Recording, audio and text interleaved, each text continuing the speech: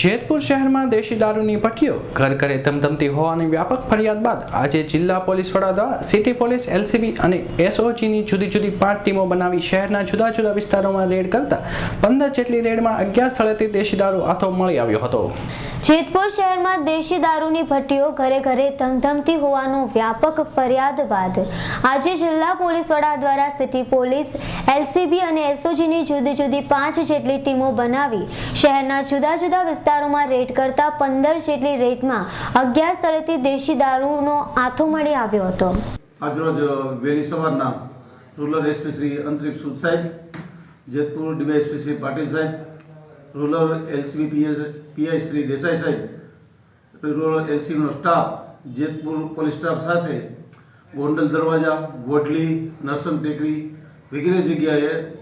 દેશી દારૂનો ધંધો કરતા પ્રોહિબિશન બુટલેગર ઉપર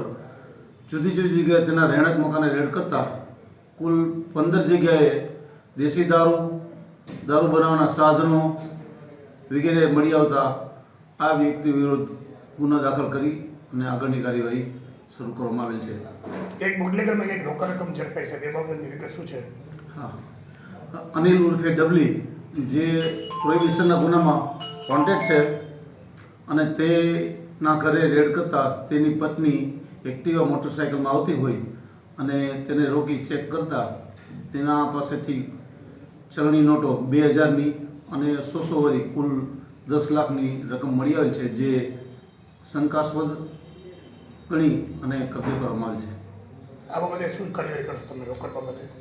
હા, આ બાબતે મોટી રકમ મળી આવેલી હોય તે આઈટીને પણ જાણ કરવા માટે કાર્યવાહી ચાલુ છે। જ્યારે કુખ્યાત બુટલેગર અનિલ ઉર્ફે ડબલીના ઘરે રેડ કરતા તેની પત્ની પાયલ રેડ દરમિયાન એક્ટિવા સ્કૂટર લઈને બહારથી આવતા એક્ટિવાની પોલીસે તલાશી લેતા તેમાંથી 10 લાખ રૂપિયાની રોકડ રકમ, જેમાં 2000ની નવી 200 નોટ તેમજ 100 રૂપિયાની 600 નોટ મળી આવતા પોલીસ ચોંકી ઉઠી હતી અને પોલીસે 10 લાખ રૂપિયા કબજે લઈ આઈટીને જાણ કરી હતી। હરીશ ભાલિયા, જેતપુર।